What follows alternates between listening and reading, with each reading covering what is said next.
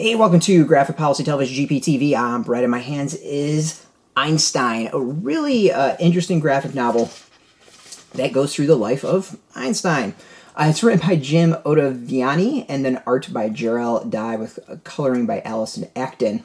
So this is interesting. It's not quite a straight biography. It's a little choppy, bounces around a little bit. And it also involves a lot of the characters talking to the readers, explaining things to them, and really talking to them about what's going on. It's fascinating. Like, you know, we know the brilliance of Einstein, right? Like, we all know E equals MC squared. Not a whole lot of us can explain it. I mean, hell, I could barely explain it.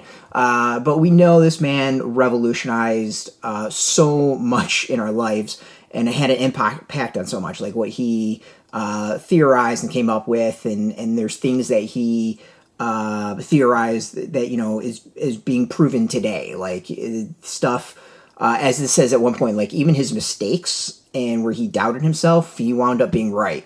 Where he was, like, almost conservative, he wound up being, like, didn't go far enough type of thing.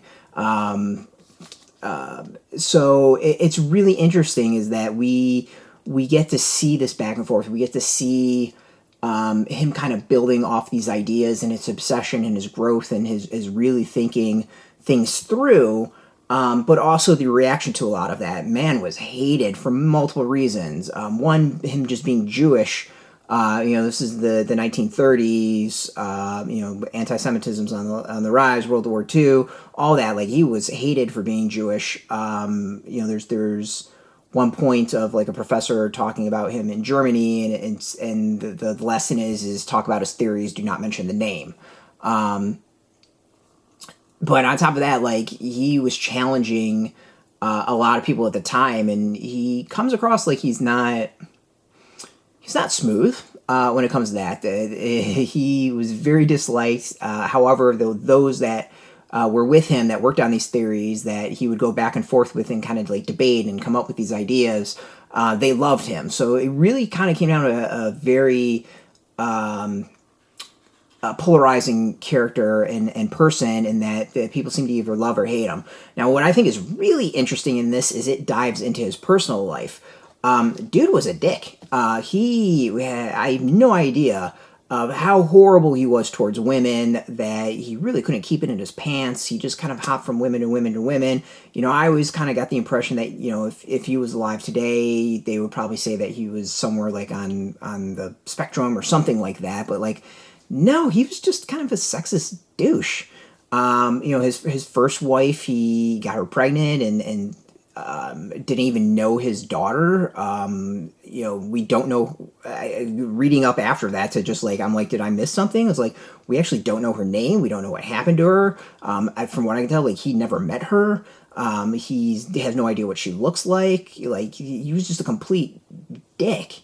And then, you know, his kids growing up, like, he was kind of half there, not really obsessed with his work, not really supporting his wives, because he went through many of them, affairs. Like, it's just a asshole. And something that's, I think, just really interesting is that, you know, you kind of, what you see of videos of him, or kind of get this feeling of, like, what Hollywood has made him up to be was not what he was like. It seems really kind of interesting. So, it was very eye-opening of just this person is very brilliant. I don't. There's no argument against that, but also really a jackass. I mean, there's no way to deny that part. So to me, it's just a really interesting read. And the back there's a bibliography that takes you through a lot more reading where stuff came up from, and then also a timeline of his actual life to make things a little bit clearer as to the order of events. It's a thick book, not just, like, size. Like, it took me a long time to read. It does not try to dumb down the discussions. It doesn't try to simplify things. This isn't like a cute young reader thing of trying to learn what Einstein's like. Like, it doesn't dumb things down at all. Like, this is... I consider myself a fairly intelligent person, and I struggled a lot reading this. Of not like difficult words or anything, like just the concepts and what's thrown out there. Like, it's not easy at all. It also, I think, does a really good job of getting rid of some of the myths about him. You know, there's always the thing that, like, he failed math, which is not true. It actually explains where the rumor started from, and kind of picks on the people that messed that part up and where it kind of came from.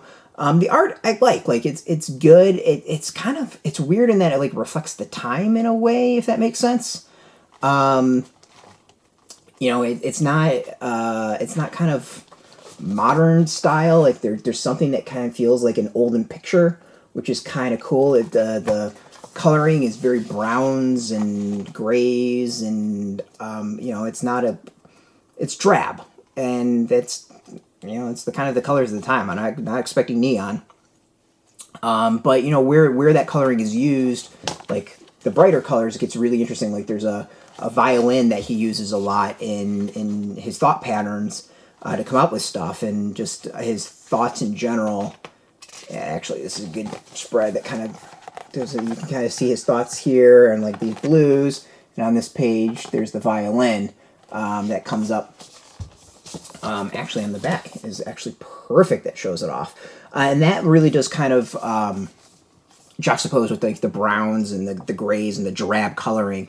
It makes it really interesting. So overall, like it's a fascinating biography.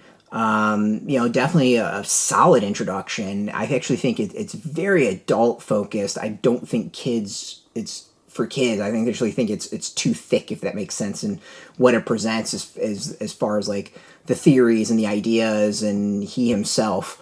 So yeah, like, you know, maybe high school kids would be good, and up is kind of where I'm thinking. Like, it's not like a young reader, hey, this is Einstein. You know, I remember reading, I think it was like Chuck Yeager's biography when I was a kid, and got through that easy. I probably would have not gotten through this one easy. But yeah, this is it's interesting. Like it's really, really interesting. It definitely broke a lot of myths that, and it dispelled a lot of myths that I had of the man.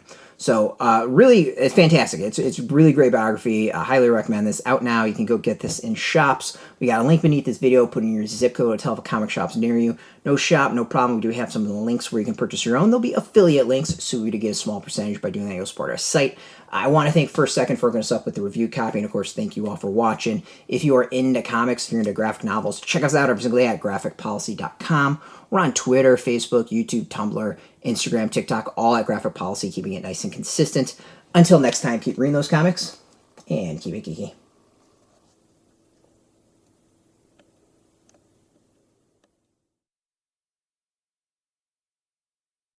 Hey, thanks for watching the previous video from Graphic Policy Television. Just by watching, you help support our site. Thank you so much. Now, if you're watching these videos, you probably care about geeky things like movies, television, comic books, toys, games, video games, you name it. You can go and subscribe right now to our YouTube channel to stay in touch and catch all the new videos, or check out our website at graphicpolicy.com. There's a nice link on this end of the video. But as always, thank you for watching. Keep on rocking and keep it geeky.